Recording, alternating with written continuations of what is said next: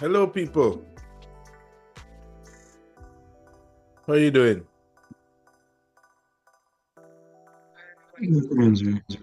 So are you gonna go through any Twinmotion work today?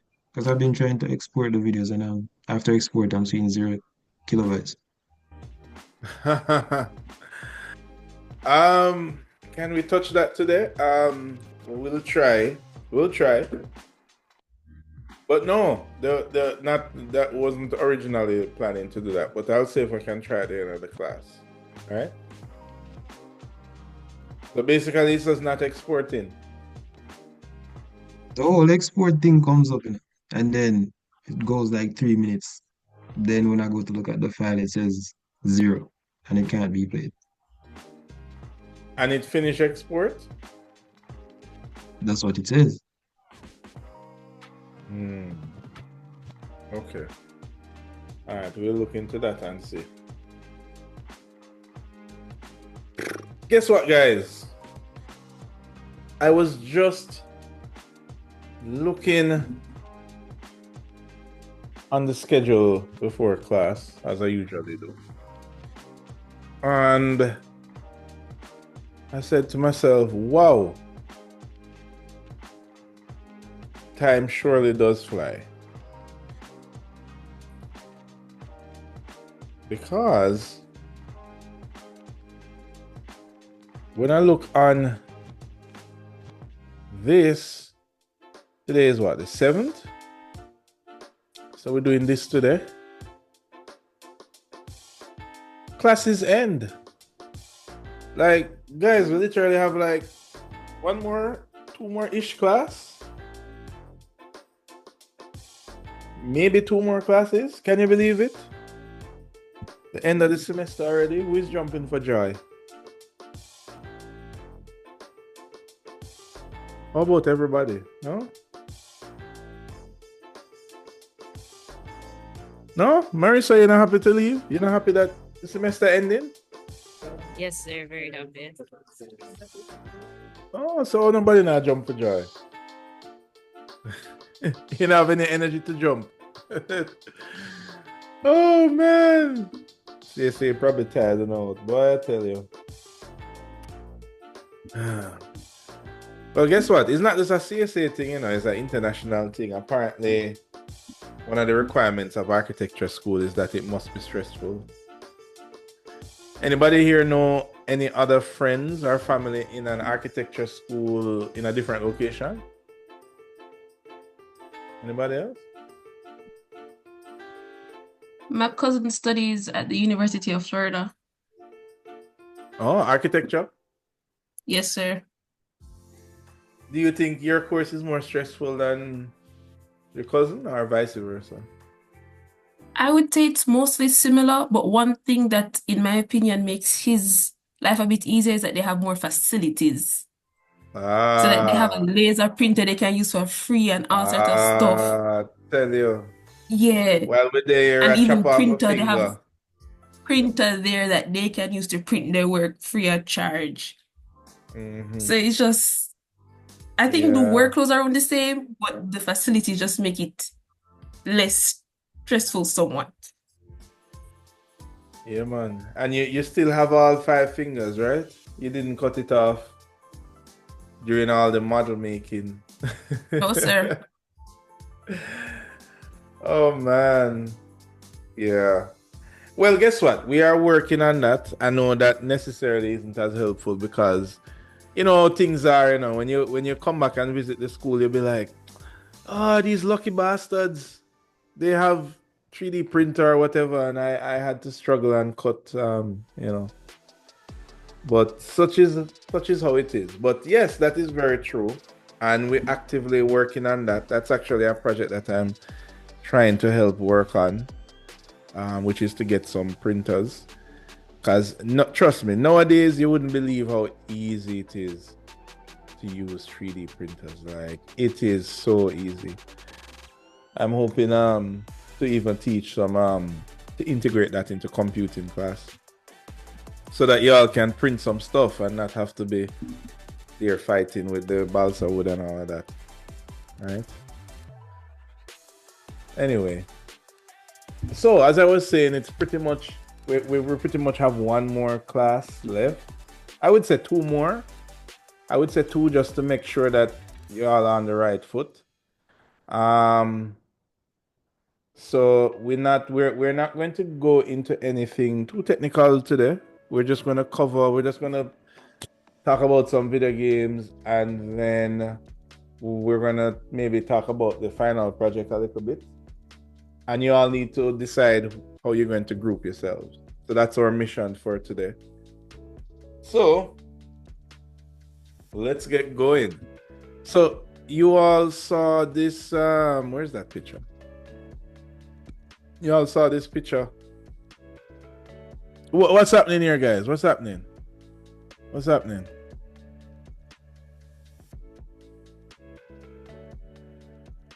What do you mean, sir? I'm not seeing anything. Oh, my bad. I'm here thinking that you were seeing the screen all along. There you go. Yeah. So what's happening here?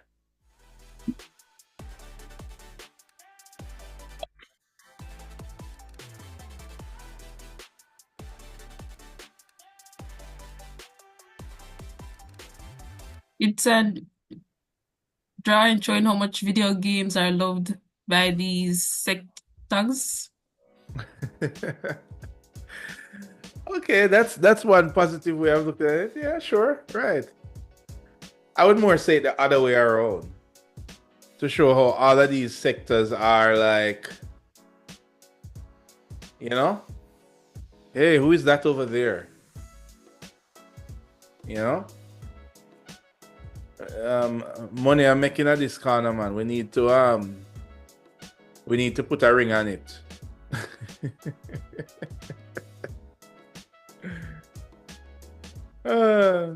Anyway, so yeah, what's happening nowadays is that, well, apparently we're turning everybody into video game people, even people who don't really play video games. But it's not just about necessarily playing games, it's also about the technology around playing. Anybody here has driven in a Tesla or any electronic vehicle? Maybe not physically driven it. You seen a video? Anybody? I can't find her. I think videos there. You see a few. All right. If I can. Oops.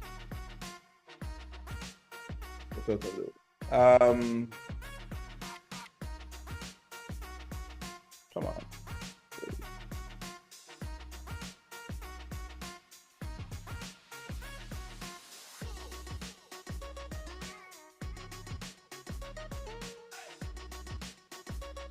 Try it again. HUD.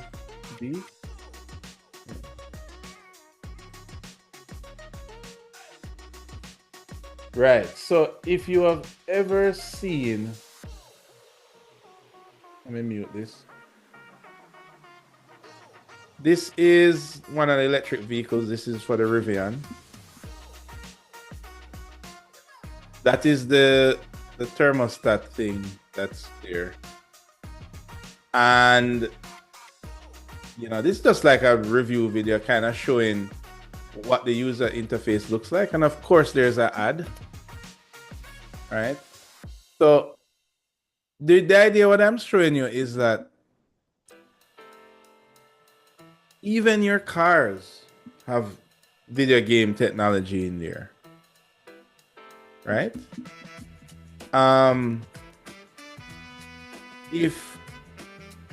I could show you some awesome urban centers where they're advertising new developments and how they advertise stuff. Let me show you this.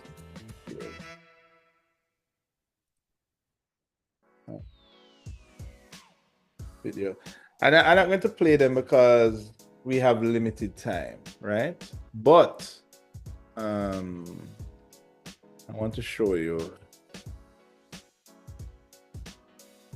No, it's here.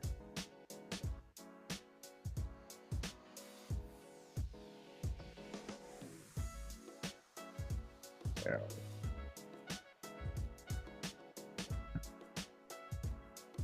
I did have it up and I closed it by mistake. Sorry guys, I closed it.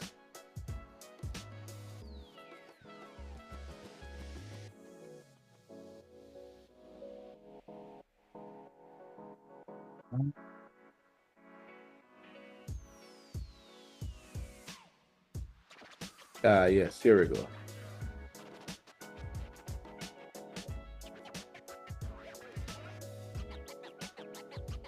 Mute. This should work.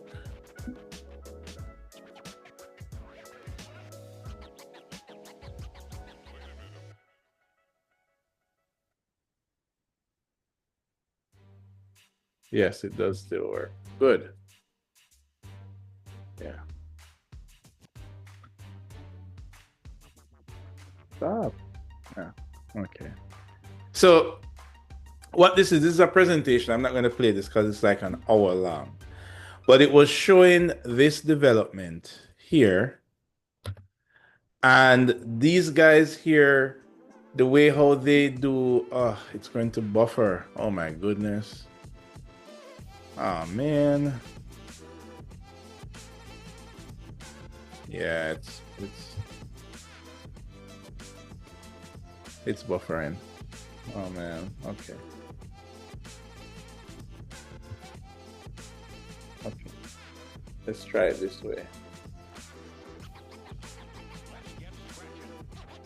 Yeah, let's try this one. So this one here is buffering. But yeah, so the interesting thing about this is that this was a press conference and this was a real estate kind of marketing group that basically go around and they do like floor plans and stuff to help you to purchase the development.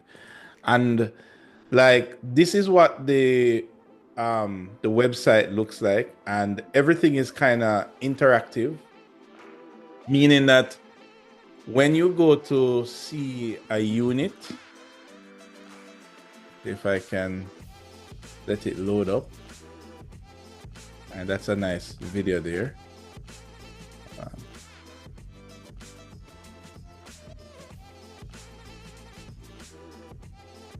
Here we go. Right. So this is the tablet that you're using to tour the development. It almost looks like, which game this look like? Anybody? It looks like Sims. Exactly. So this is in the lobby of that development. Before it's not fully built yet. And they have like a large touch screen and they can highlight where all the studio bedrooms are and where all of the 3 bedrooms are and filter for different bedrooms. But it doesn't end there. You hear this whole talk of the whole metaverse, right? Does anybody, I'm sure everybody here metaverse, but of course we're not talking about Facebook. Anybody have an idea what we mean by the metaverse?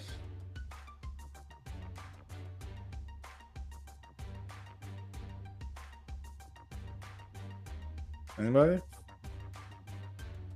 So I don't know how many people have watched Ready Player One. Would be something similar to that. So, but how would you describe it? Like if like somebody I'm asking, like your parents say, what is this metaverse thing I hearing about? What is a metaverse? Virtual How would you explain? Virtual reality? Yeah, that's how I would explain it. Yeah, I would say that is a ingredient that supports the metaverse. Anybody else? By the way, I should say, is there anybody who haven't heard that term before? Metaverse? Who has not? Okay, all it is connecting one virtual world with another. It is connecting one world to another world, meaning it's connecting a virtual world to some other world. So, for example, you live in the real world, but when you put on the VR glasses, you go into a virtual world. So the VR glasses is like something that it is something that teleports you to the metaverse. But the big push with the metaverse is that you can see something in reality that is also in virtual reality. The whole idea of metaverse just simply means that you're linking something across universes, across dimensions. So for example, if you play a game, who here play give me a game. Grand Theft Auto, right? I'm sure people here play GT. Who here play GT? Everybody. Nobody? Okay. All right. One person. But for example, if you were driving down the road in GTA and rain starts to fall outside, you're in your living room and you're playing your video game and rain starts to fall outside. And at the same time, rain starts to fall in the game. That is meta. Or you could kind of think of when somebody say, oh, that's meta. That's so meta. The whole meta idea is the fact that something happened in reality and it's somehow connected with what's happening in virtual reality. You guys following me? Have I lost anybody? And we just start? Yes, sir. Right. So this whole idea of metaverse is simply just a way to connect different worlds together. And people do that in real estate because it helps you to sell more. So for example, let's say, of course, I get another ad. Yes. Anyway, let's say that you have this is a new development that is going up and it is running on a tablet or on a screen or something, just like how you saw the presentation just now. Right? And that is the building. But then, I kind of skip further down.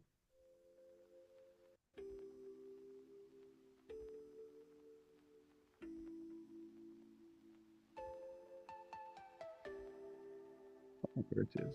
Here we are. Right. So this is the person. Let me go back a little bit.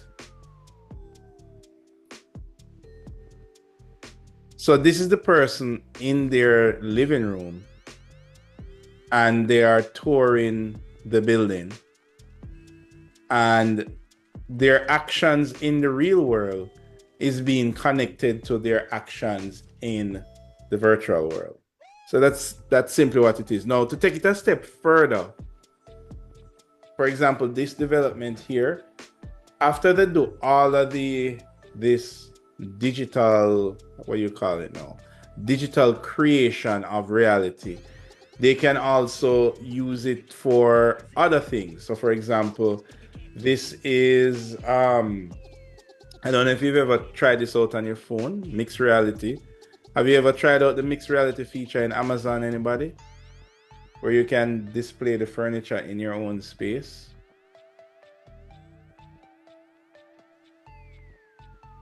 Anybody? Yes, sir. right? So that all of that becomes the whole use of video game technology, right? And to take it a step further, after they finish marketing all of this stuff in the real world, they take all of the assets and everything. I can't find that clip here, and they push it to a game world. So imagine who else here? No, GTA kind of old. Call of Duty. Who here plays Call of Duty? Nobody? Any online game? Yes, sir. Wow, Monique. You play Call of Duty? Okay, cool. I've gotten really rusty, so I don't play it anymore because I'm really horrible at it. But imagine there are millions of people that play this game, and let's say that there is a new adventure park, a new what did we used to have an amusement park. Anybody remember the amusement park that we used to have in Jamaica? What was it called? Anybody remember? It was Coney Park, and it was on the boulevard. No, it wasn't on the boulevard, it was on Ferry. Anyway, so imagine that you as a designer, you're a part of a team of architects, and you are proposing a new adventure park. And at the same time, the plans that you created in Twinmotion or in Revit or whatever to do the working drawings for that adventure park, you give it to a game company, and that game company creates a level in Call of Duty where you're running around and shooting and whatever, but the map that you're playing on is the future development of the adventure park to come. Right? What do you think of that, Monique?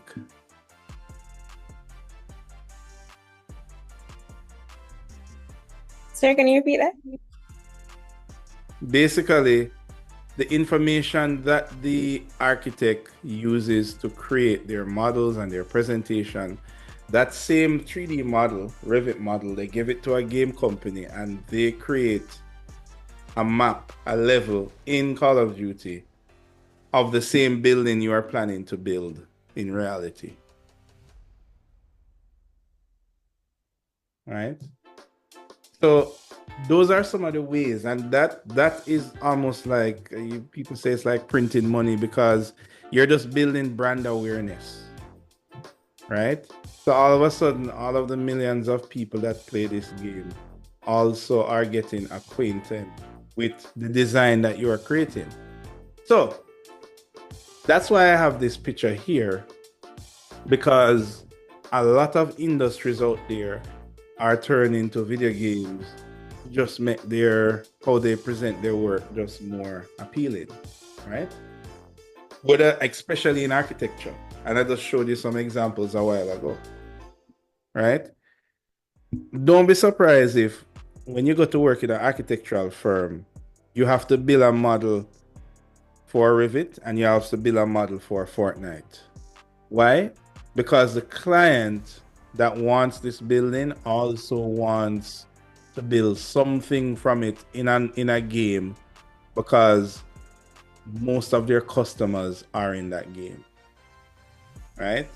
And the same information that you use to build your model is the same information that they use to build the game. So what we can do is I wanted to show you a kind of evolution of how we got there. So we kind of started from 2D drawings, and then we went to hand paintings, and then we went to computer graphics, and then we went to animated computer graphics, right? And now this is where we're heading, interactive CGI. So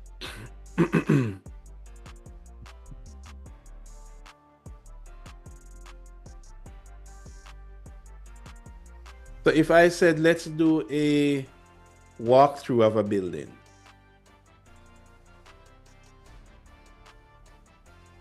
Wait a sec, Godfrey. This is a virtual tour, right?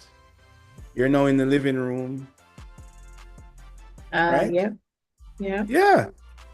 Here we go in the entertainment room, right? And if you look to your right, you can see where you enter into the space. I mean, the only difference between that and this is what? Is that in one of them you're shooting enemies or aliens, right? So this is actually an interactive walkthrough, and I have the file for it here, but it is too big to distribute. It's like 3 gigs. It's on the internet. You can just download it anytime. But basically, you walk around and you're able to click on each one of these and change the different furniture and different items and everything. Like if you know, I always give this example. When my eldest son, I gave him my phone at the time, and he was touching the phone screen, and he kept saying, "Daddy, the phone isn't working." Anybody can tell me why? Right? He kept touching the phone screen and like trying to move the stuff on the screen. I assume your phone was a touch screen. Exactly. Can you imagine in this day and age? Like, what? The phone isn't touchscreen, then how you use it? So that is just a level of expectation. So right now, when you guys render an image and you paste up on the wall for your design studio, right? I mean, fast forward a couple years later, what you should be doing is handing out game controllers to all of your studio lecturers so that they can walk through the building. Like, imagine you go up to present and you have this beautiful render and it's like, what? Just a picture? Like, how do I know what's to my left and to my right? And you say, oh no, there's another picture here. They say, no, I want a. And you say, oh no, but I have an animation. They say, no, but the animation, I can't get to look where I want to look.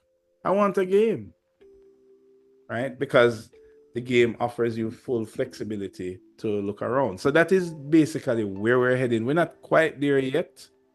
Not exactly, but that is where we're heading. You all use the new Twinmotion, some of you. You guys have downloaded the new Twinmotion? Anybody?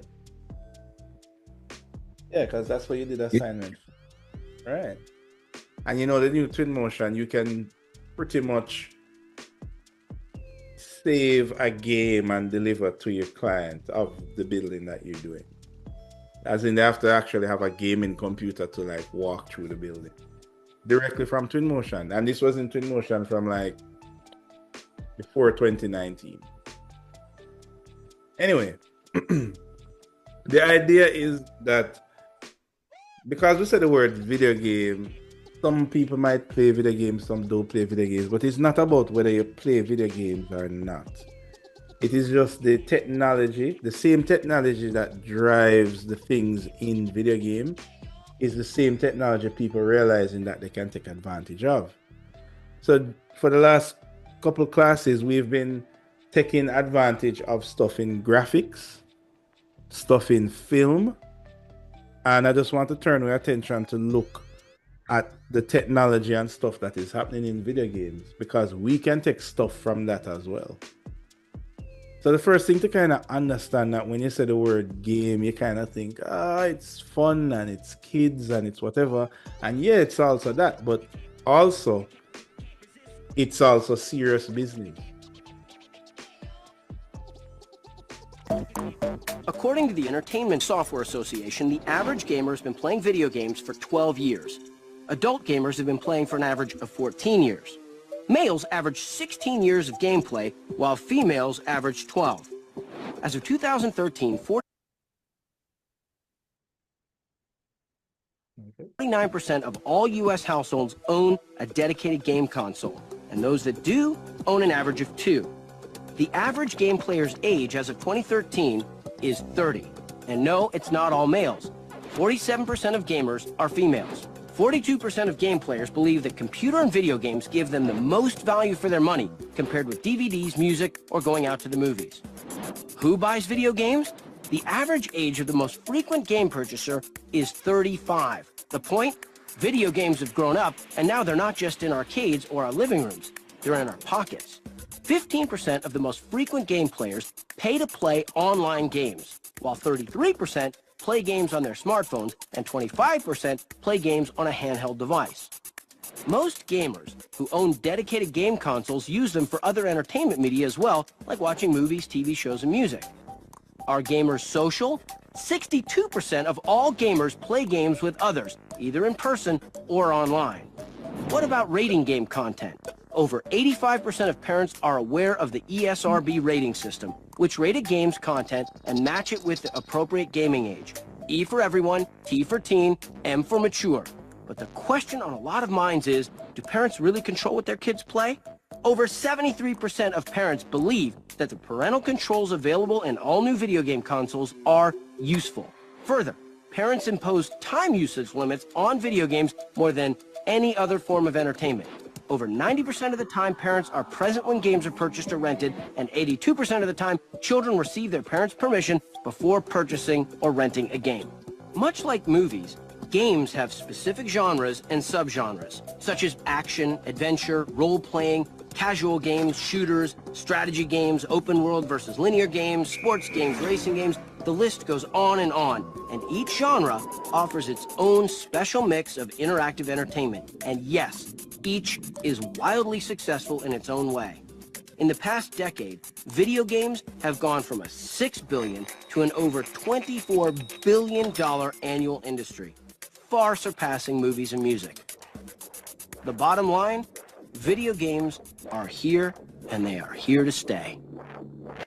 Right. So what's happening is that it's very similar to the architectural industry.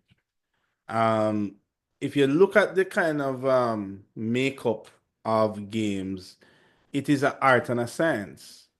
In architecture, we need the engineer and the mechanical engineer and the civil and all of that. But then there's the art to conceptualize, creativity. It's very similar in video games. You do need the science behind it. You need the computer scientist, the programmer, the people that writes code, the debugging. It's very technical. But then it's also art, right? I mean,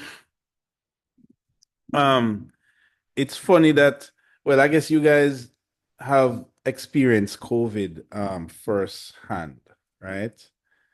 And when people didn't have any money, because a lot of them, maybe they couldn't go out and work, especially people that work in the food industry. But even though a lot of people began to reduce spending, the spending on entertainment actually increased. So the persons that are locked away in their apartments can't do anything. They would equally spend money on entertainment just as much as the food that they eat.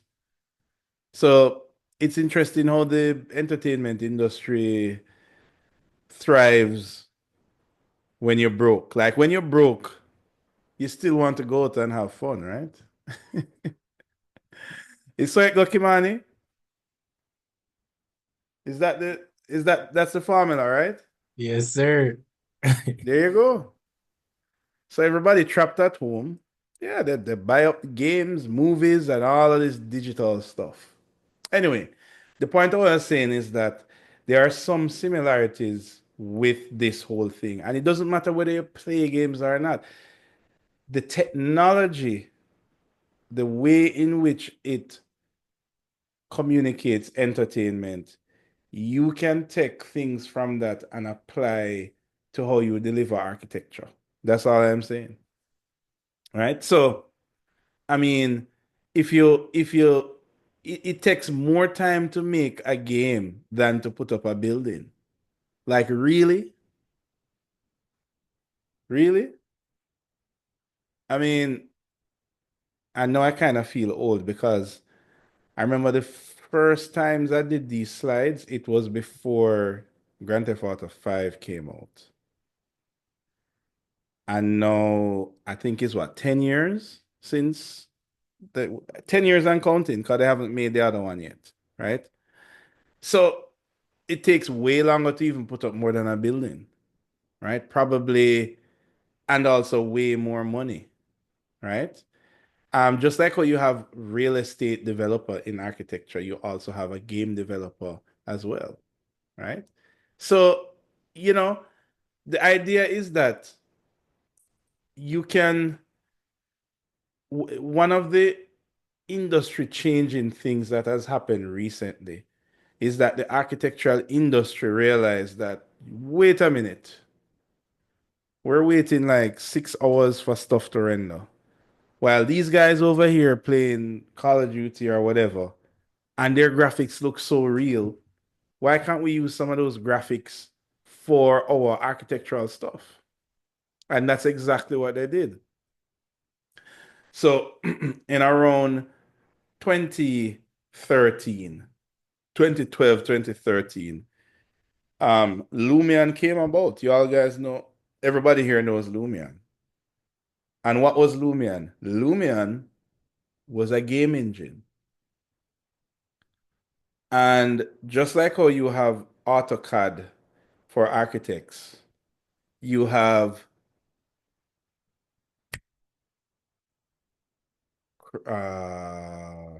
CryEngine for gamers. Anybody ever heard the term CryEngine? Anybody heard of that software? No, sir. Exactly. And I'm not surprised because there are two completely different universes. It's like, we're over here building buildings and environments and whatever. And then from that, we produce plans. And then from that, we build the buildings. And these game dudes are over here creating buildings and environment as well. And from that, they put it on a CD or DVD and sell it. And it's just like the industry suddenly just had a eureka moment and said, wait a minute. We're doing the same thing. And they just realized that if I need a 3D software to build a game, and the objective of the game is for it to look as real as possible, but the big difference between video games and, let's say, visualization and architecture is that in video games, it has to be real time. When you press jump in the video game, the person must jump. On architecture side, how it used to be is when you press jump, you wait 3 hours for the frames to render, and then they jump. And that is what used to happen in architecture. So it wasn't even that long ago because I remember I created a render farm in CSA. You guys, have you ever heard of a render farm, Brianna?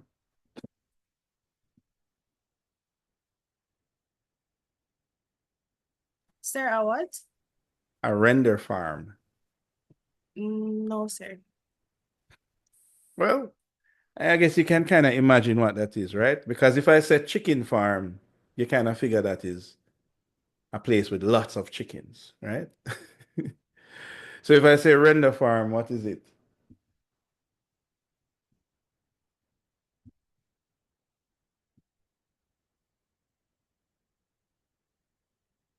Brianna?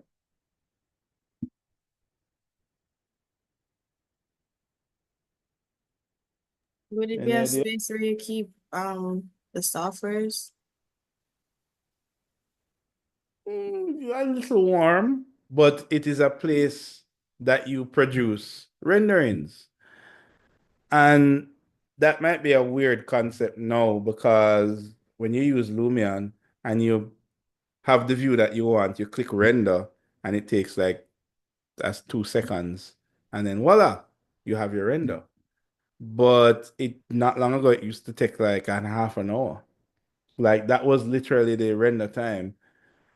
And game engines can't do that because game engines have to be, it's a game. You're supposed to press the thing and it happens. There's no render time in gaming. And the team at Lumion say, hey, we can just build a game, but instead of fighting monsters, just like how I showed you guys the walkthrough before, right? It's the same thing that they did. They played side by side and realized that, hey, wait a minute. If it costs the same thing to be walking around with a gun versus just walking around without a gun, why can't we do that with the same engine and it looks great? And then from there on, it was downhill because after Lumion came Twinmotion. I think Twinmotion was, no, I think there was Enscape, right? Anybody here uses Enscape?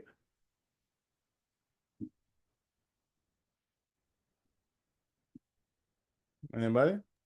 I used to. Right. So Enscape is also a game engine, and then Twinmotion is also a game engine, right? As a matter of fact, the people at Lumion are not gaming people. Like Lumion doesn't make Call of Duty or whatever. Lumion just does software for architects. And same thing for Enscape. But you know who came into the picture? Epic Games. Because Epic is a company that makes games. They make Fortnite. And they were like, oh, we'll just make a game just like how Lumion makes a game. And that's how they made Twinmotion. Twinmotion is actually a game that is published through Epic Games. So anyway, so those are some of the similarities with what is happening.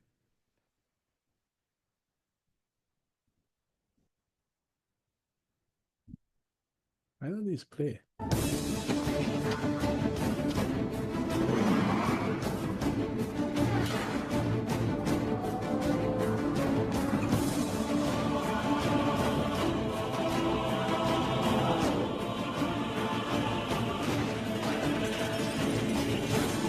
With the continuous waves of technical and artistic changes sweeping over the industry and games getting better and bigger, the video game industry began to anchor itself within the public consciousness. Many starting to argue that games are as much an art form as anything. The trouble is with art, it's a subjective term. You know, one person's art is another person's rubbish, and this is where you come back to the semantics of the word art, which is problematic. Whether that is a film, or whether that is a book, or whether that is a painting, or whether that is a computer game, it elicits a response. It makes you think about the world or look at the world in a slightly different way. I've always believed that games are absolutely an art form. As Phil Fish said, it's the culmination of every form of art and expression that mankind has ever had goes into a game. You look at the staff that builds a video game, you have a music composer, you have a writer, you have an artist who does sketch work, you have a technical artist, you have level designers who create spaces much like architects. It really is kind of the Avengers of talent when you really think about it. Nowhere is it more obvious than in video games. You have these artists creating these beautiful three-dimensional worlds and the technology allowing players to come into those worlds and have them be as real as possible is the ultimate example of art and science working together. The best description of art I ever heard from a professor of mine when I was going for my MFA was that art is somebody who's put together something that deliberately provokes a response in an audience. The consumer actually is a participant in the art. It's almost like being part of a great art experiment, about a living art experiment. Yeah, there's a lot of like basic logistics, like you push X and this happens, or you push up and that happens. But if that's all games were, we wouldn't be playing them anymore. You know, we would have lost interest a long, long time ago. Right. So there is something else that architecture can take from video games. And if you kind of look at at how games evolve, you can kind of see the trend. Like back in the 1980s, about this time, this was about the time that AutoCAD came out. But anybody ever heard of Atari? Anybody? A little bit? No? What do you say, Samantha? You don't know her name, so? So you said, oh, Atari. Well, I was saying Samantha. Samantha, you hear Samantha? Yes, sir, but no, I haven't heard of. Right. So, um, in the 1980s, it was like pretty much the first video game, and all it was just stuff moving on the screen. Very basic. Fast forward 10 years later, and okay, I guess everybody here I've heard of Mario. Everybody? Mario? Super Mario? Right? Which is still around today. Interesting. Atari is not really around today, but Mario is still around. But the main difference that Mario brought to the table is story. Like Mario is a guy that it's from Italy and he's a plumber. It's like there's imagination. And that is where that nowadays what how video games has influenced what we produce in architecture is because of immersion.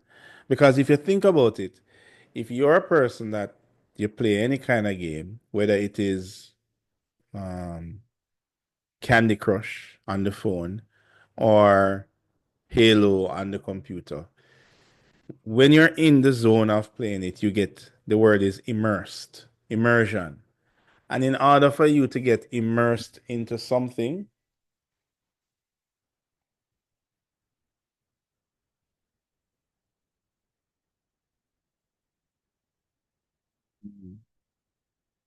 hold on 1 second, guys.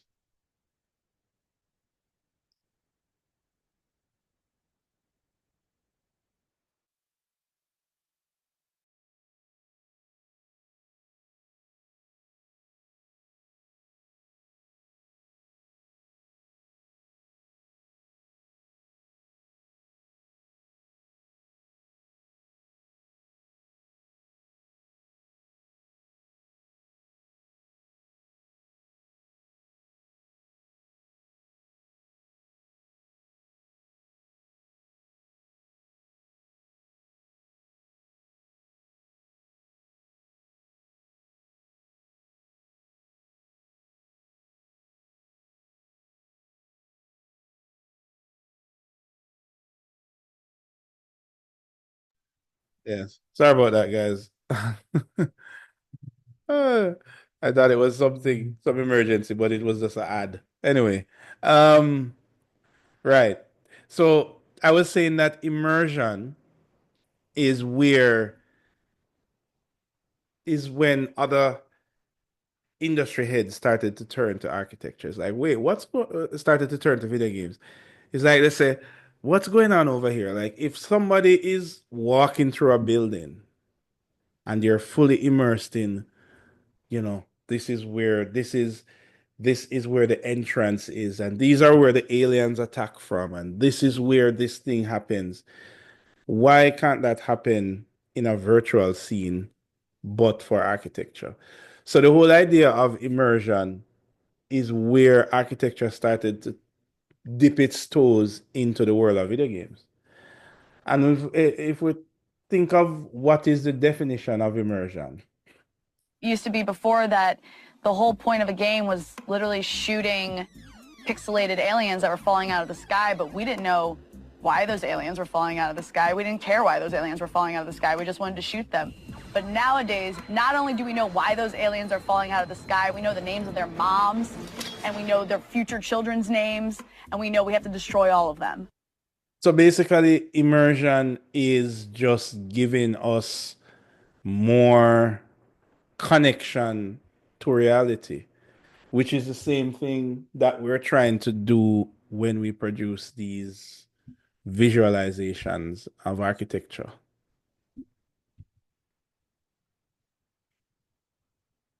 So the idea is that when we just started out when the video games just started out is when, oh, it's just puzzles and little blips and bops on the screen. In the 1990s, then they added story. So it's like, oh, that's interesting. And then came immersion. This is when you started to add things like physics and 3D renderings and culture and graphics and all of these things. You could call it lore, like just stories to just make everything more immersive.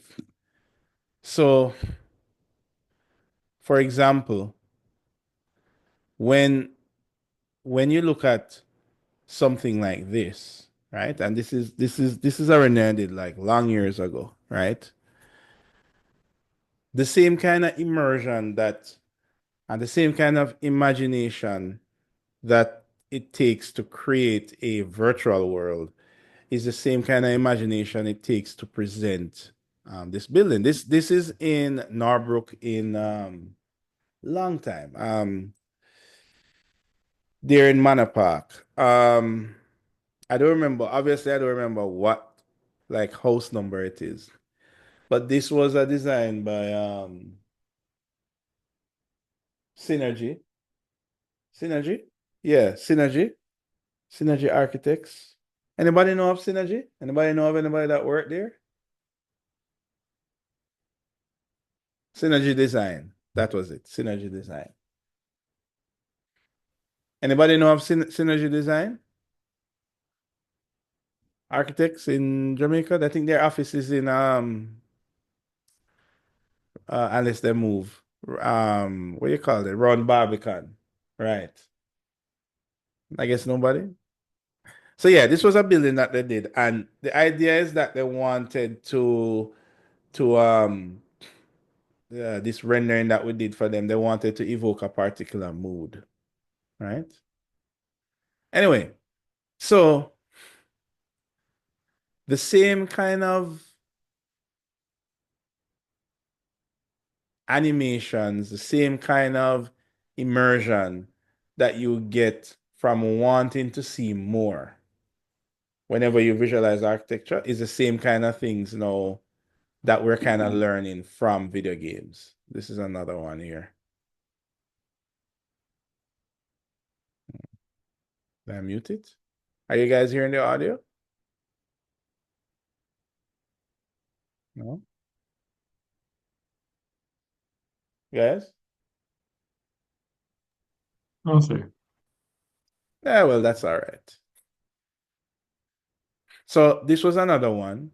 And this one is showing the building in a kind of, I guess you could say, Sims-like fashion, I guess you could say. And it's basically communicating what the building is. It's a very simple project. This is like the typical scheme house, right? This was another project that I worked on quite a bit ago. Maybe before, maybe 2019-ish, thereabout. Right. All right. So let's keep it going.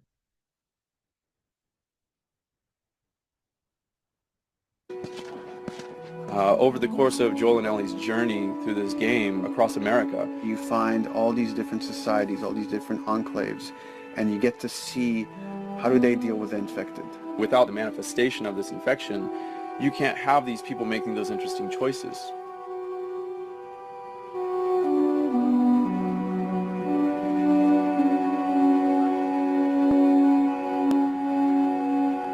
The world we decided was actually its own character, really grounded with a lot of texture. What happens, after 20 years of the fall of man, when no one's taking care of anything? This book called The World Without Us describes in detail how much fighting on a day-to-day basis we have to do to keep nature back. And once you stop doing that, how quickly nature can reclaim that. As they talk about New York, and how every day they pump water out of the subway system. That system breaks down within 2 days, a whole city is flooded. And once water gets introduced, then structures collapse pretty quickly. Trees will sprout, and wind will carry those seeds over, and gutters get clogged, and then when it rains, water fills up, and then pretty soon you have vegetation growing over there, and once you have vegetation, concrete breaks pretty easily for when there's a tree and the roots breaking through that. Even some of the stuff we did on Uncharted, you know, exploration of how temples were ruined, where if you took those ideas and put them in Pittsburgh or Boston. And obviously right when that happened, you can imagine that being pretty terrible to look at. But you think about 20 years later, and with rainwater filling up those sinkholes and then those becoming like little marshes with lily pads in them. We had this wonderful piece of concept art we developed really early on, and there are all of these wild animals that have escaped from a zoo and over the past 20 years have bred, and now they have herds roaming these cities. And that's something that tells you that life goes on and this world is worth saving.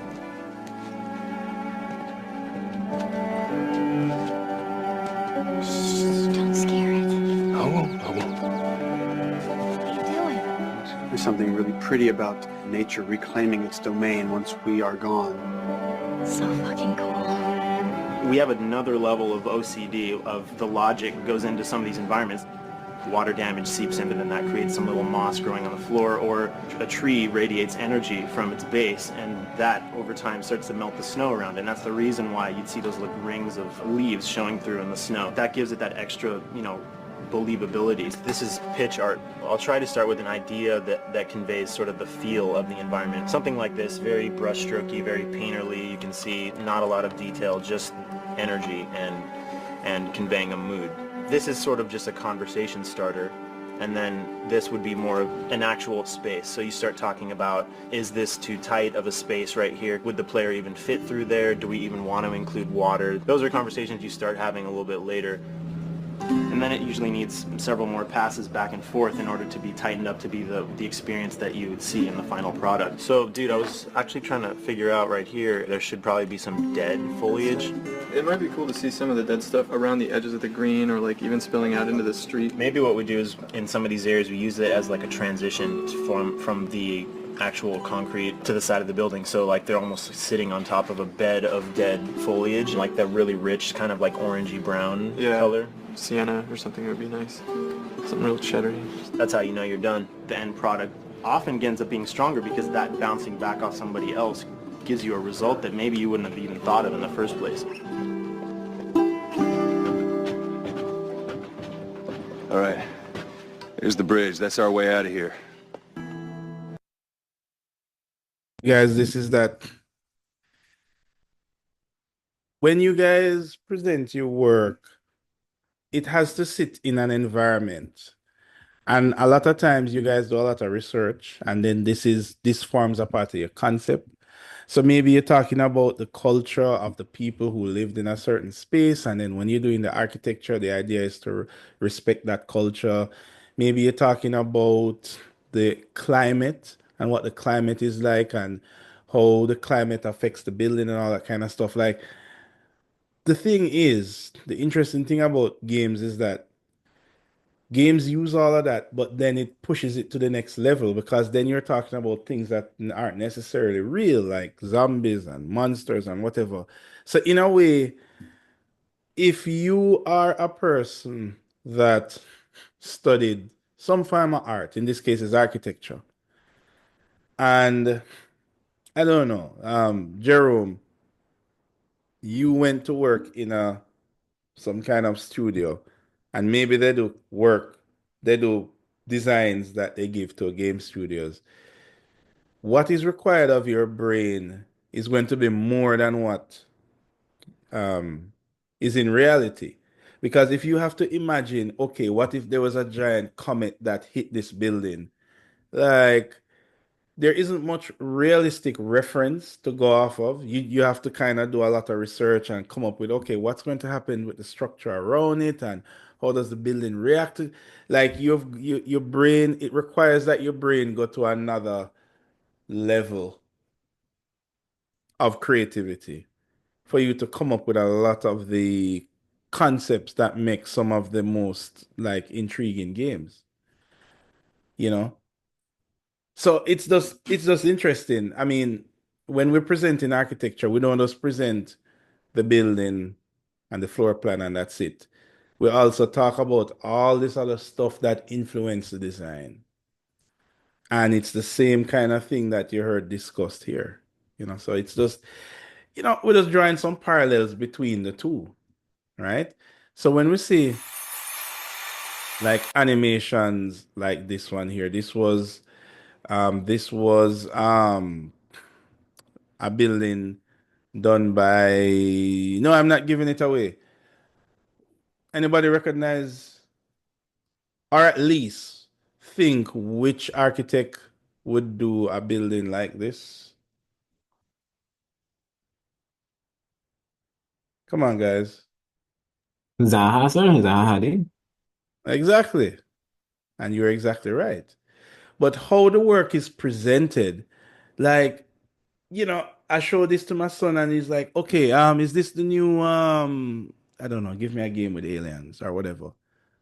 You know what I mean? Like the same kind of intrigue that you want people to have when you're watching this imaginative thing is the same kind of intrigue you want people to have if you're playing a game. So there's a lot of techniques that we can learn from how video game present their art.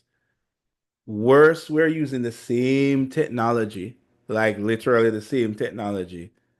So there's a lot to learn from games. And this is not even about playing games. This is just looking how they present their work.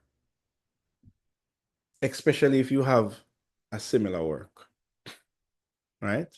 So yeah, Zaha Hadid. Yep. And this is finished probably a long time. So you guys can go and look it up. Now, we just have one. This leads me into the class activity for today. This game developer, been following him for a while, Jonathan, and he's an indie gamer. So indie means you don't have a big studio.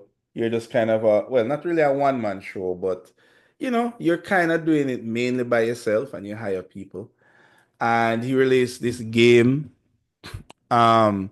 in 2008 called Braid, which was one of those puzzle games, very interesting. And there's actually a link here that you can get to play it. But the reason I bring up this dude is because, and funny enough, this game came out a couple years ago during, like it literally released a couple weeks while we were having this course. And it was interesting that one of the requirements is that you guys should go out and play it. So what this guy did, he had this game. It's a puzzle game. It's like it's about the environment and it's what you would call like a chill game. It's not stressful. You're not shooting aliens, anything like that. But the idea is that they wanted to put these puzzles in an environment that evokes a certain feeling. And how he did this, he went and hired architects and urban planners in the office. So just like think about maybe an office, a Plexus, a Synergy Design Studios, and how many of you guys got the opportunity to work in an architectural office during the summer? Anybody? Anybody?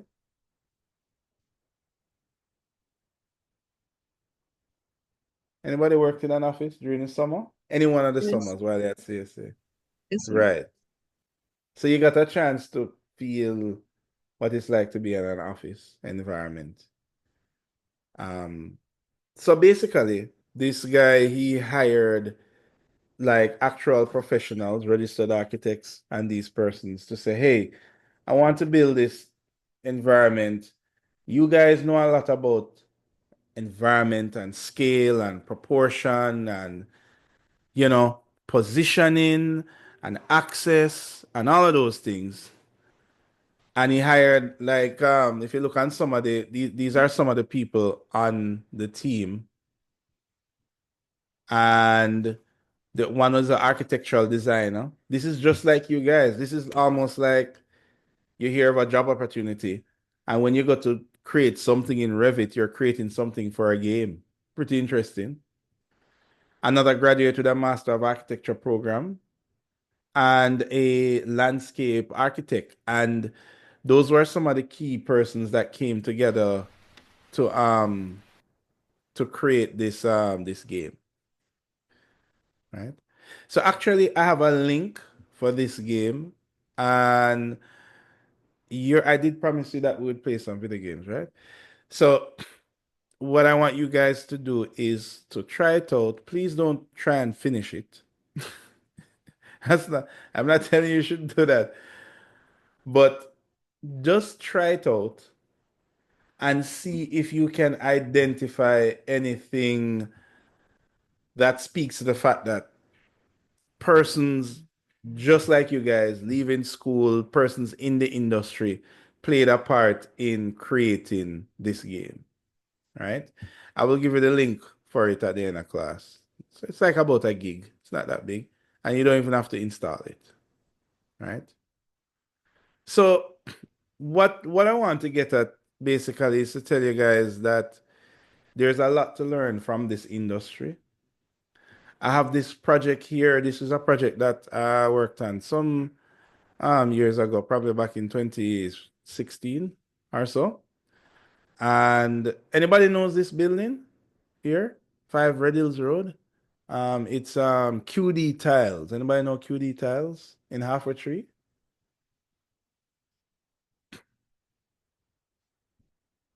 QD Tiles? No? Nobody never go there yet. Okay. Well, if you go, it's at the top of Halfway Tree Road. Almost, not exactly across from Pavilion. Not Pavilion, Tropical Plaza, but they wanted to have something running on their trade show. So, you know, they have these trade shows at the arena, and they wanted to show off their new warehouse. So this is when the building was just built. And I remember speaking to the client, and they said, you know, we did these drawings, and we just finished constructing our new warehouse, but we wanted to show it in an exciting way at the trade show. So it required that you have an understanding of architectural space and all of that. But they didn't want to show a walkthrough of the warehouse, like to say, new 10,000 square foot warehouse stacked with all your tiles. They wanted to show it in some very interesting, intriguing way, because it's going to be at a showroom. So then we created this as a response to that. But there is no sound. I think there is sound.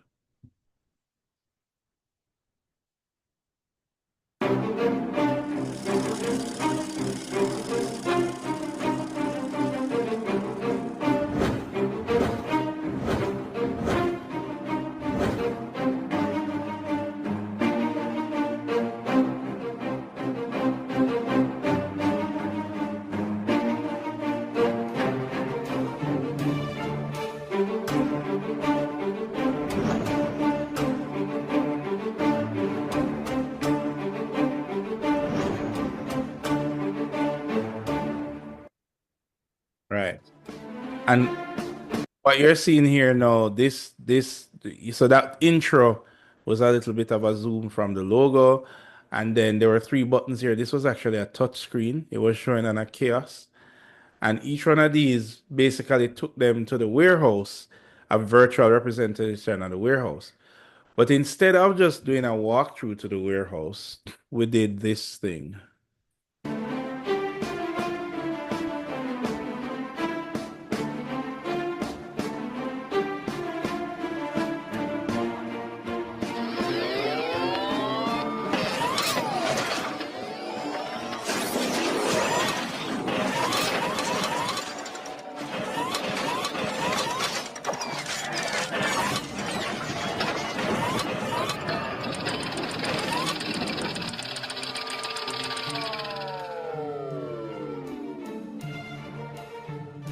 And this took them to, it was kind of like an app. So it took them to different products.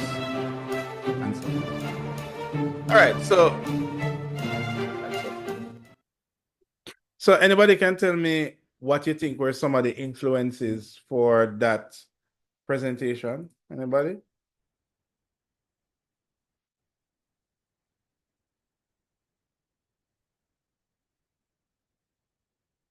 Guys?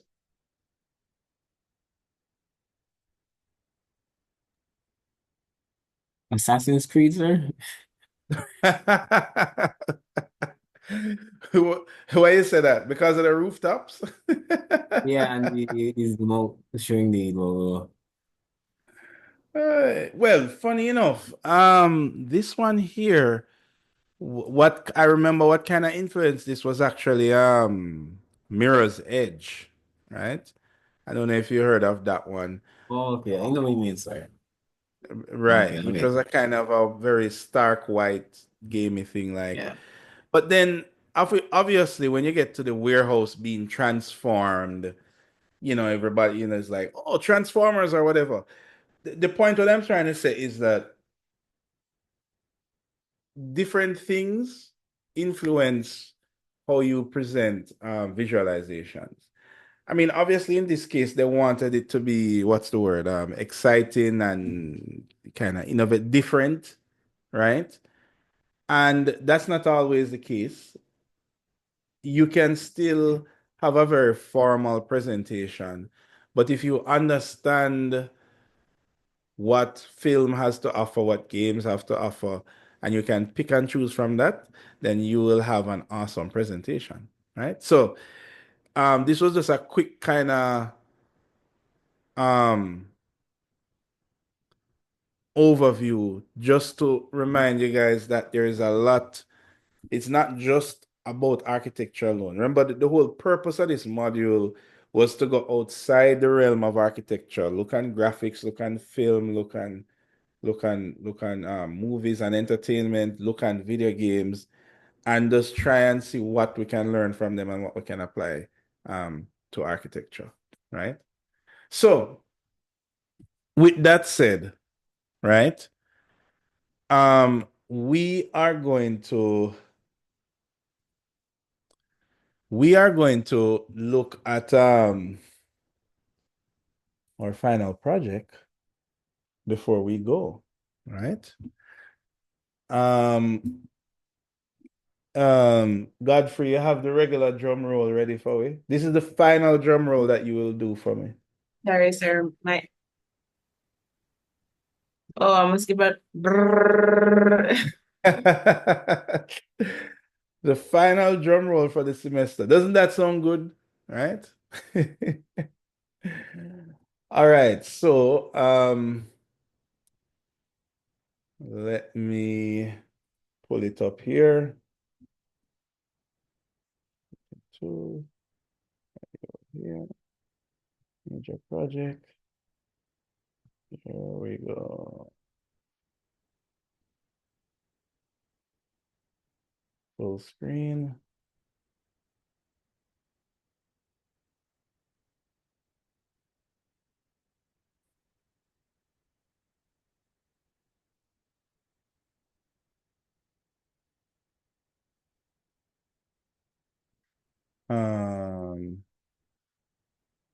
Come on, guys. Why are you not going full screen? Yes. There we go. All right, here we go. Can we zoom? No, we can't zoom. We can zoom.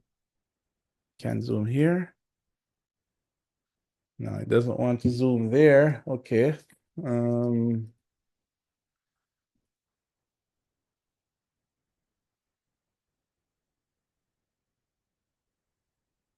Guys, hang on.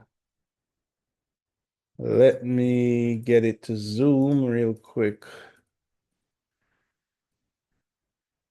I don't know why or what's it called again? Google Slides. Yeah, Google Slides for some reason. It's not like PowerPoint. You can just zoom it whenever you're ready. Sometimes it doesn't want to zoom. There we go.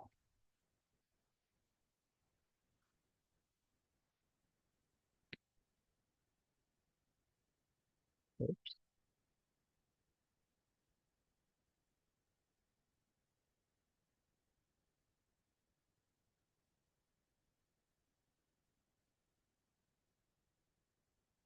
All right.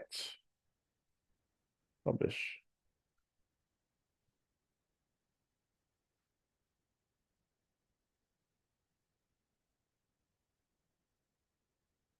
Okay, we're still getting some of the old group members, but doesn't matter. We're going to update it. Okay, here we go. So if you head over to, if you have the website up, just hit refresh and it should pop up now.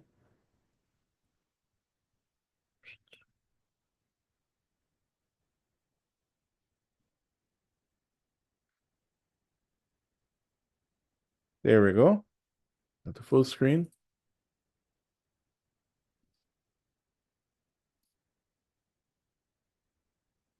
Really? Come on, man. Oh, I see what's happening.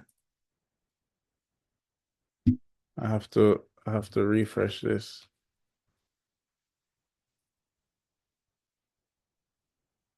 Yeah, you might have to refresh again, guys, if you look back on it. Yes, there we go. Right. So, all right. So the expression of architecture to a story can allow an audience to experience aspects of a building well beyond the parametric layer drawings and 3D images, right? So we spoke about architecture not just being, oh, here are the plans, here are the sections, here are the elevation. So throughout the course, you have been exposed to cutting edge media and approaches that are currently being used in the communication of architecture.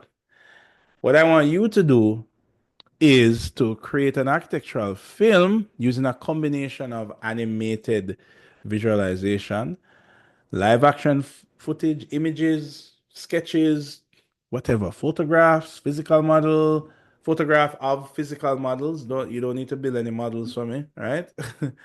To express, listen keenly, your objective is you want to express the connection between your architectural concept and your final design for your studio project. So let me go again. If your concept for your studio project was a banana, all you're going to express in this short film is, how did the banana link to the studio project? Nelson, you understand what I mean by that?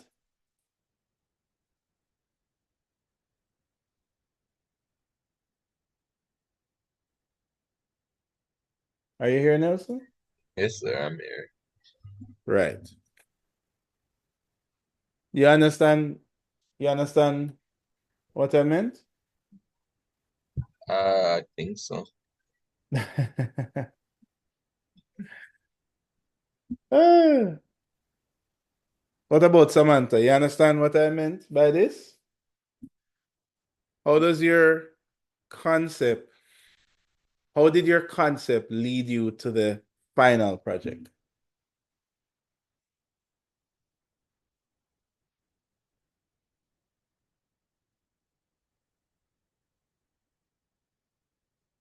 Right? Now, the way that you can do this can be the way that you can do this can be in any method that you choose. It can be something that is purely live action with you talking about stuff like an interview or whatever, or it could be something that's narrated that I'm watching on screen. Or it could be showing me pictures, it could be showing me videos of a sunset because the name of your studio project is Sunset Studio. And you show a bunch of footages of the sun setting and so forth and so forth, right? It is totally up to you how you want to communicate this, right? And I did say I would carry some examples to kind of show you what we're getting at, right? So you understand what we're creating. Let me bring those up. Give me a second here.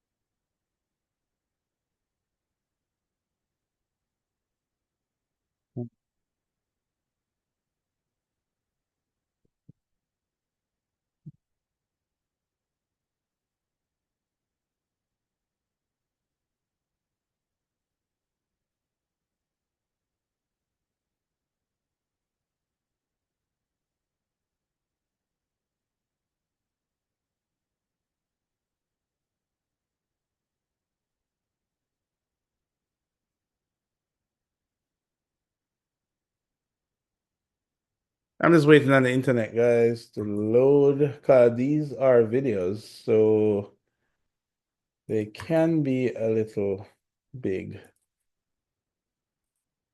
All right.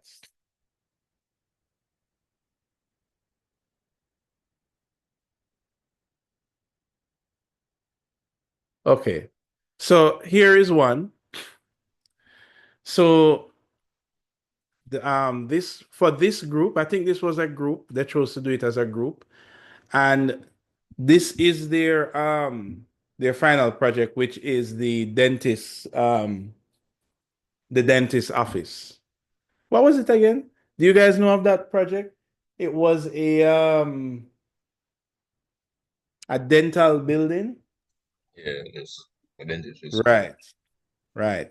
So for this, you have to create a storyboard. You have to come up with a story of what your story of what your visualization will be. So remember last class we kind of spoke of that. I showed you we kind of compared how they make storyboards, how we make animatics, and how we come up with a plot first. You write down your ideas, you visualize them on a storyboard, and then you create a draft kind of rendering of it. Something that takes only a couple minutes to do, a low quality, low stake thing, right? So this is what they submitted for the storyboard, and the idea is that it was they did the whole thing as a news commentary. So it was like a reporter telling the audience that a new dental building is going to be built, and that was their whole story behind it. So, for example, um, they said a news, midday news, wide angle shot with a slow push in, right? And they had an overview, and you can clearly see that this is a person in front of University of Technology, right? And you can see that they're doing an interview. What should the dental lab look like?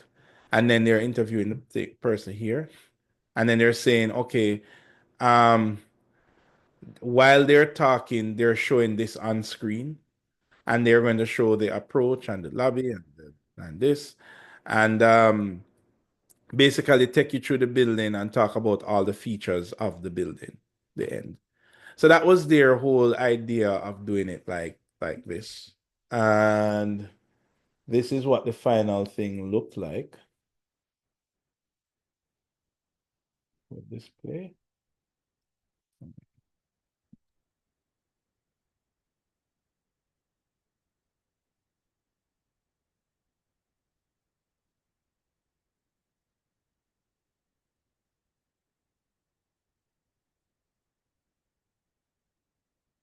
Come on.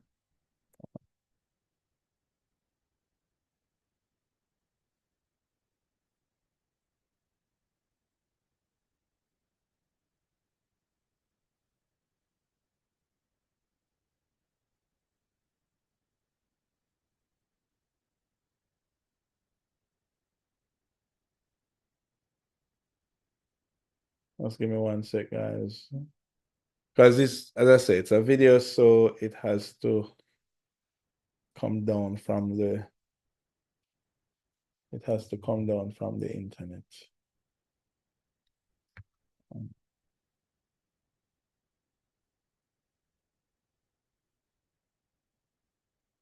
What?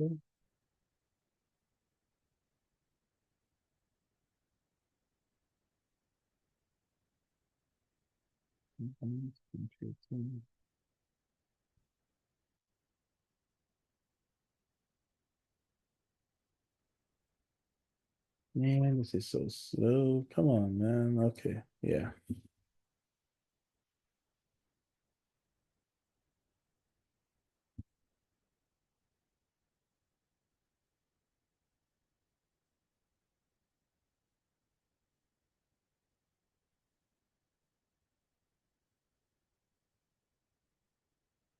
It's still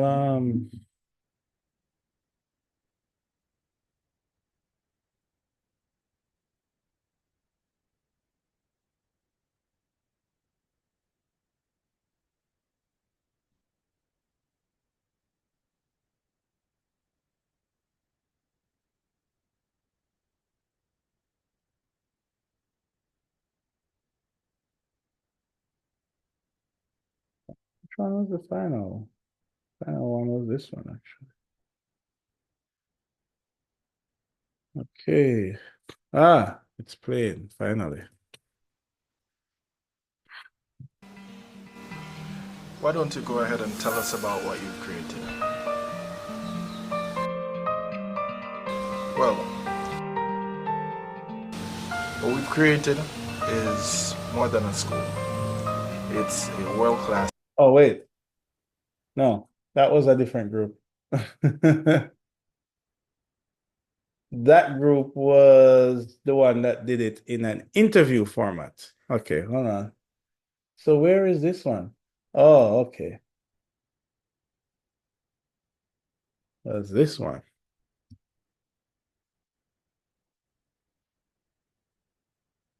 Ah.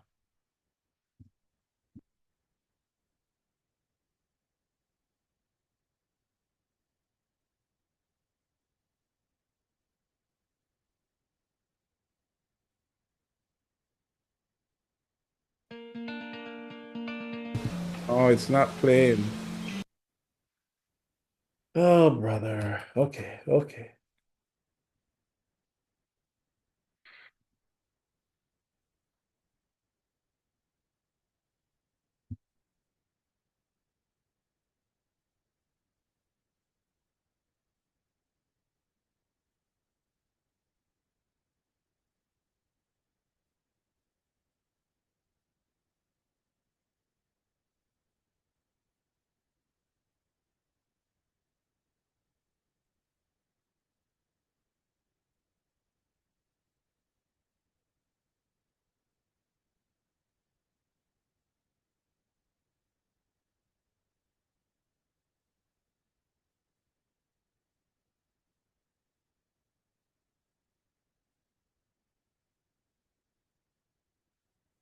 All right, I think it should play now.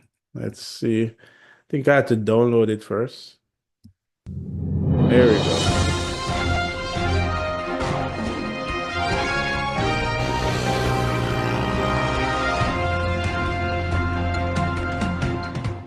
The College of Oral Health Sciences here on the University of Technology's campus is proposing a new dental school. Come with me to find out just exactly what the students themselves think this school should be. We're here with Tara, and she's gonna tell us what she thinks the dental school should be. I think the dental school should be accessible,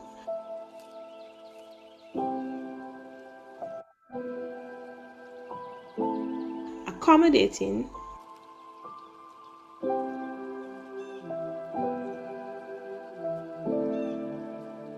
clean,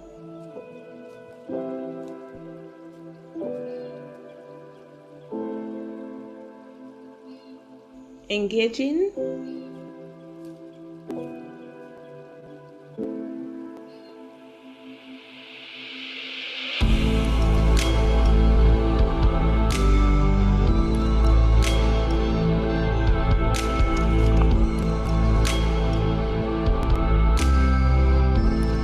sustainable.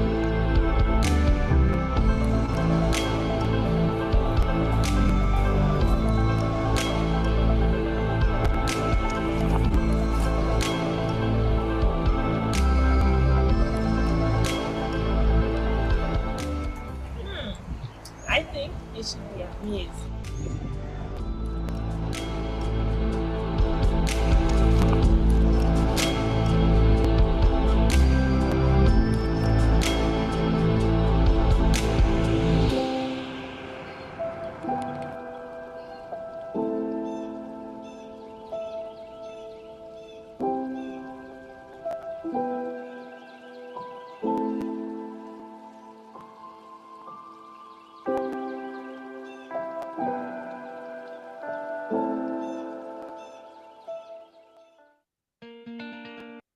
Right. So that was one of them, and they choose to do it in a kind of news commentary format, right? See if I can find another one for you here.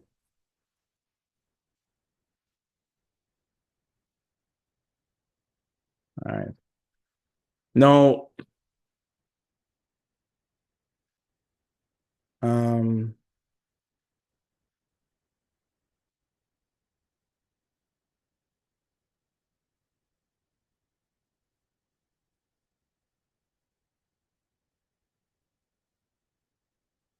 yeah, I'm actually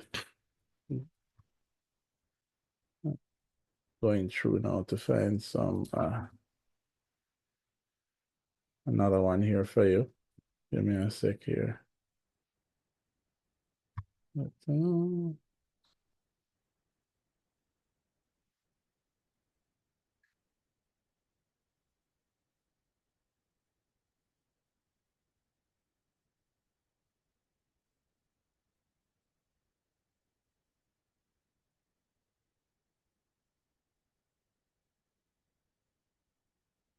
Ooh, everything is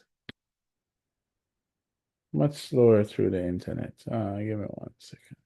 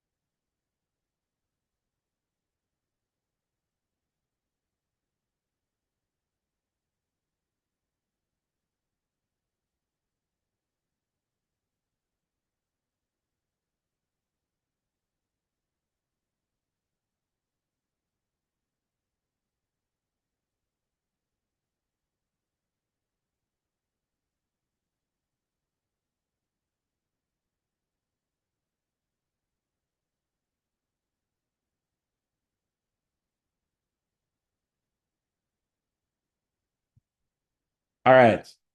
Now I want to show you this other one, right? And this one was from actually 2020, right? And I call this one here. Hopefully, I don't get any ads. Trying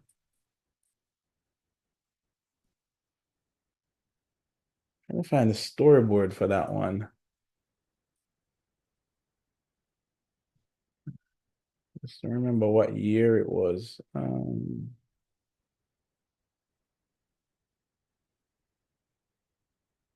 It was 2 years ago, actually. So if this was 2 years ago, then oh, sorry for your ears, guys. Um,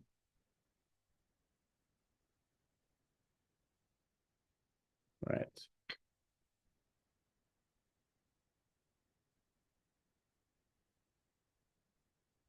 2 years ago. That would make it 2022. Okay.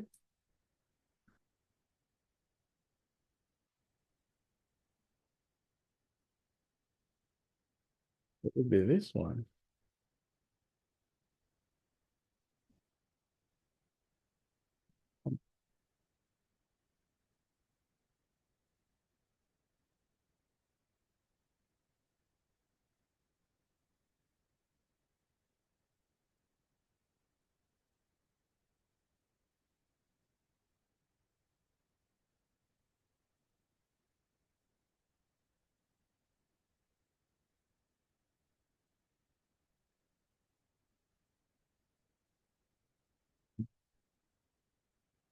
All right, guys. I'm not finding the storyboard for this one. I really wanted to find the storyboard, but I remember the story. All right. So basically, this was actually the assignment. It was a little bit different back then. And what it is, they were given a model and they were to tell a story using that model. So you guys can watch it and tell me what you think. All right, so here we go.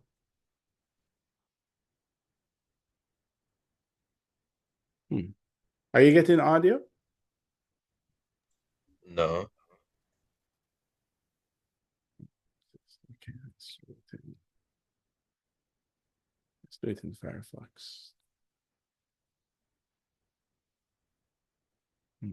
Let's do it in Firefox then. See if that works.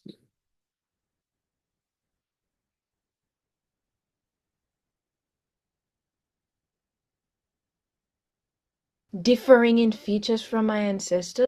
Yes, you're getting audio now, right? Here we go. Differing in features from my ancestors? I was not as accepted as intended. I stand in modernity, giving new life and meaning to transcendence.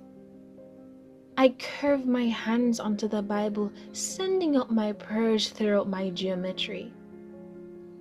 My facade invites all to give praises to our Creator. Suffering the little children and forbid them to come unto me, for to such belongeth the kingdom of heaven.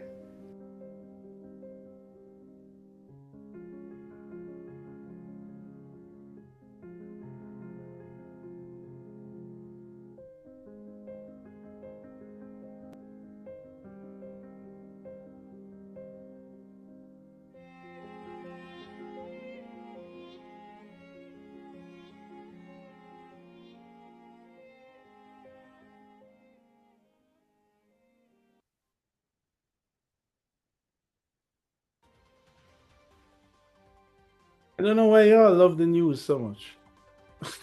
I forgot that this had a news thing too. Good afternoon, I am Jadian Rickis with the Archi News. A special welcome if you're watching on archimedia.com. We begin with the news that the coronavirus has affected persons in many ways. Can you guys hear it? The Jubilee Church told Archimedes that their opportunity Yes, sir. has been hindered. Church members are calling for attention to be placed on the reopening of churches. Halissa Biggs has that story. Excuse me, sir. Can I ask you a question? Yes, ma'am. First of all, what is your name? My name Philly, man. Okay, sir. That How is have Philly, you... not Philly, man, you know. Nice, sir. How have you been affected by this pandemic? Well, ma'am, today is what? Sunday. Yeah, and I thought I was supposed to go to church on a Sunday. From this pandemic or whatever it is, go on. I've not been to church. I don't see my brethren them from a while back.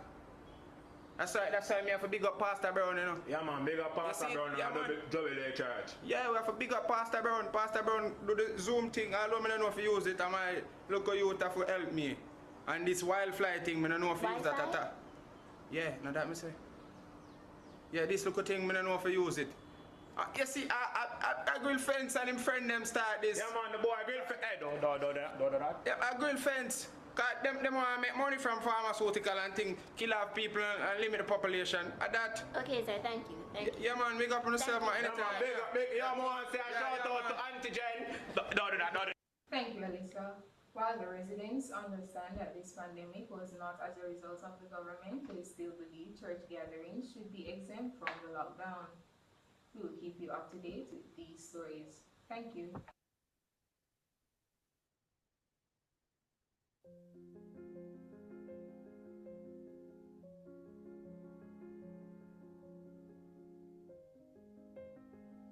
What has happened to me? Is this emptiness a fault of my design? Beyond the views of mine eyes, not a person in sight. The streets wither and the walls grow moss. Birds fly where my praises once transcend. Virgil befriends my platform. The answers I seek are not before me. Looking into myself, I became one with what I seek to understand. What do they need?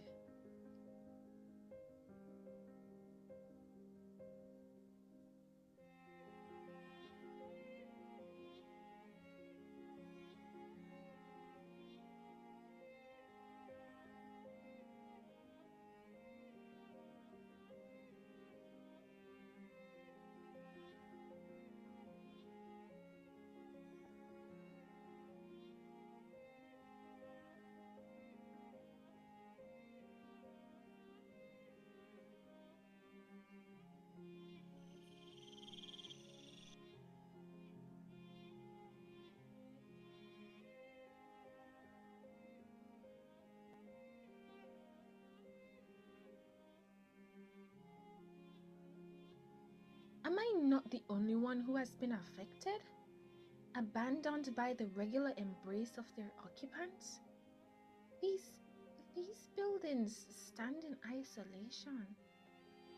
How could I have been so blinded by my own arrogance? There needs to be change in the way we live, a change in our lifestyle, a change in our function.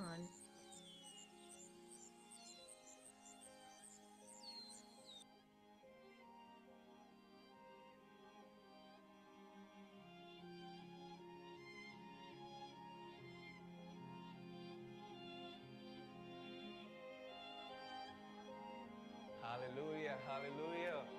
Welcome again to Sunday Morning Live from Jamaica. Hallelujah, it's been an awesome time. We just had praise and worship, and it has been an awesome time.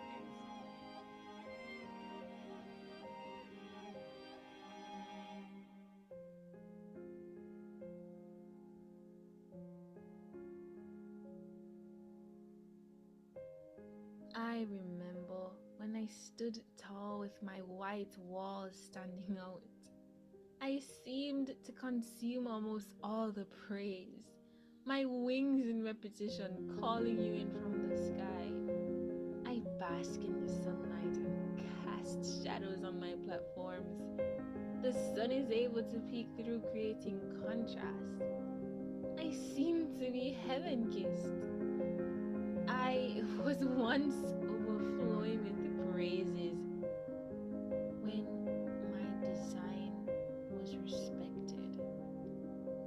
And he laid his hands on them and departed thence.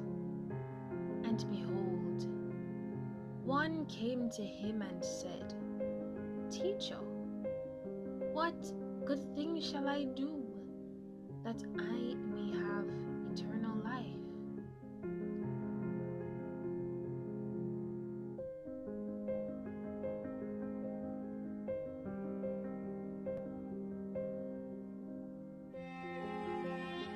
All right, guys.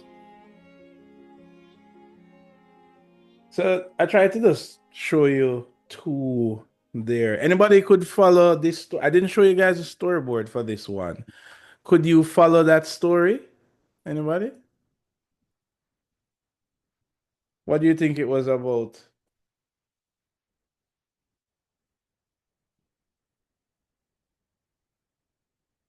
Well, serve the church in the pandemic.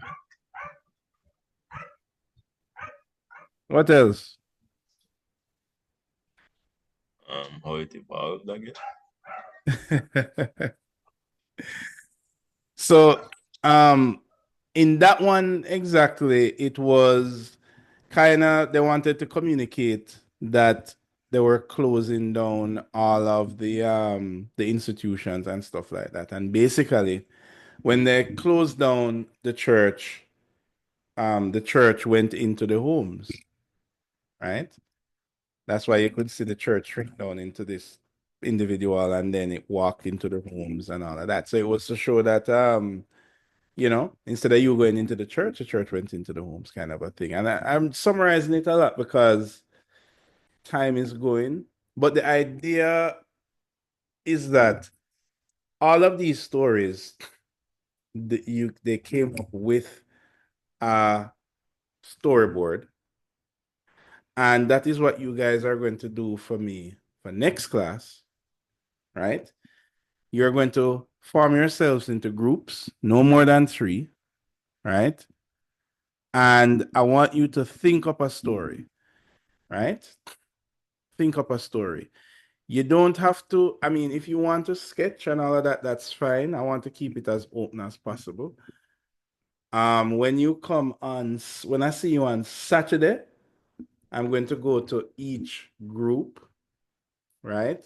And each group must have a thought bubble of their story. What is the story about? Right? Groups of 3, remember. Or if you want to do it individual. Now, remember, this time around, you're not going to be given the Jubilee Church model to create a story. This time around, your story is about how does your concept connect to your final studio design.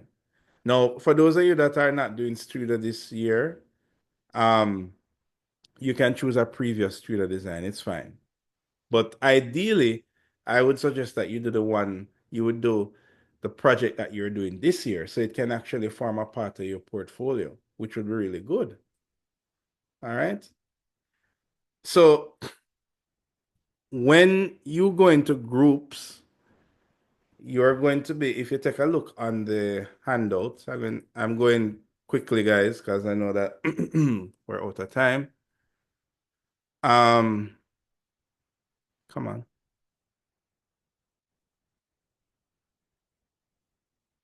There we go. Right. Come on. Right. You can choose to do this either in groups of 3 or individual.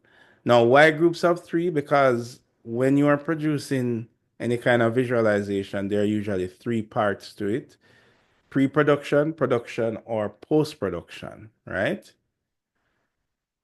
Pre-production has to do with the planning, pulling the story together, creating the storyboard, and directing the operation of the other 2 roles, right? So you would be responsible for creating the script, the storyboard, and making sure that the story goes according to the storyboard. Production are persons who are techie. You're good at Twinmotion, you're good at modeling or Revit or technical stuff. Like, if you thought about the movies that we watch, one of them had effects. Imagine the person that's planning the story that, okay, we want the building to shrink into a glowing person. So maybe you're a person that used Twinmotion a lot and you're like, how can I use that? Oh, I can add a material with a glowing, with a light and add that to a person and then animate the person, blah, blah, blah. So that is production. It's technical. So you're talking about creating and manipulating 3D models, animating 3D cameras. Remember we did that recently. So for example, one of them required that they had to record something outside because a part of the assignment is that you have to have some form of live action. Live action, a lot of people interpret it as you're recording somebody, but live action could also mean you're recording the sky, the birds. It just means not 3D. So maybe you're good with a camera, you're good with that kind of stuff. That is production. Post-production is mainly about editing, music, sound effects, narration, right? So the transitions, like if you think about like maybe you want to start far and zoom in through a breeze block, and that's your sequence that you're thinking of. And then you want to have sound effects when you're zooming through those small spaces in the breeze block. Like if you can imagine that the person who is doing post-production is thinking, okay, what the sound effects sound like? All right, let me go on a website and find a sound effects of this, of music, of wind blowing, birds chirping, right? Narration. So for example, the pre-production person might say, we want to talk about a poem. So the post-production person might say, okay, yes, I can read the poem, or I can get somebody that can read it and I'll record it so I can put it in the story, right? So post-production has to do with the finalizing steps, adding the text, adding the music, adding the narration, if you're having narration, things like that. So those are the 3 roles. And normally what I recommend is that you have 3 persons and each person take on that role, right? If you are one person, then you will be responsible for that role. So that's where I'm leaving you today. I want you guys to think of those 3 roles. Group yourself according to the skills that you have. If you think that you are good with pre-production stuff, then work with pre-production. Remember, pre-production is non-technical. You're good at planning, coming up with a story, making sure everybody stays on track. Production is technical. You're good at the software and that kind of thing. And post-production is after, meaning you now have these bunch of clips that you need to put together. Remember continuity editing, Christina? When we talk about continuity editing? Yes, I do. That kind of stuff, right? So if you're good with Premiere Pro, if you're good with picking music, making the music go to the beat and that kind of stuff, that is post-production.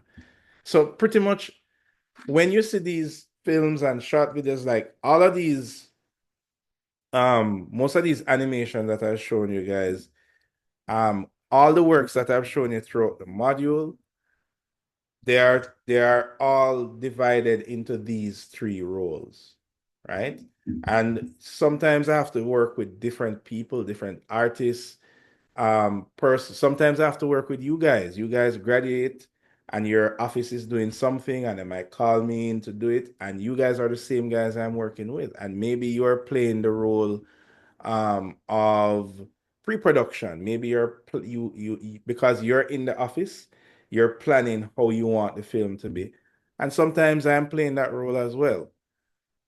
I'm saying that all of this forms a part of visualizing architecture. So I'm going to leave you here. I think we kind of went over time a bit. Right. So on Saturday, everybody should have decided what groups you're going to be in. I'm going to write down your names and I'm going to meet with each group and you give me an idea of the story you want to have. So before you leave class on Saturday, everybody has to have a story. If you don't have a story, you can't leave class. Deal? Deal, Alexio?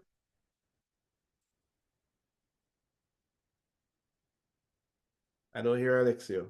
Maybe he's gone. Is Alexio here? No? What about Marissa? Yes, sir, I'm here. All right. So I will see you guys on Saturday. Have a good rest of the week. Remember, put yourselves in groups, no more than 3 or by yourself. Yeah, Christian? Yeah, remember the twin motion thing? I don't know if you still have time for that. I can share my screen after everyone. Yeah. Okay. Right. So the rest of you guys, you can go. We meet again on Friday. On Saturday. Remember that everybody should be in groups of 1 or 3, and we will talk again. Take care, guys.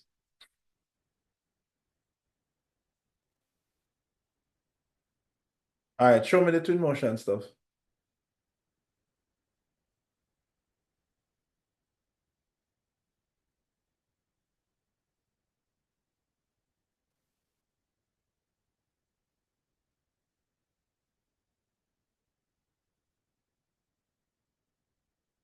Oh, I have to stop sharing, right? Oh, Yeah, I'm requesting. yeah. All right, go ahead. Let me stop recording.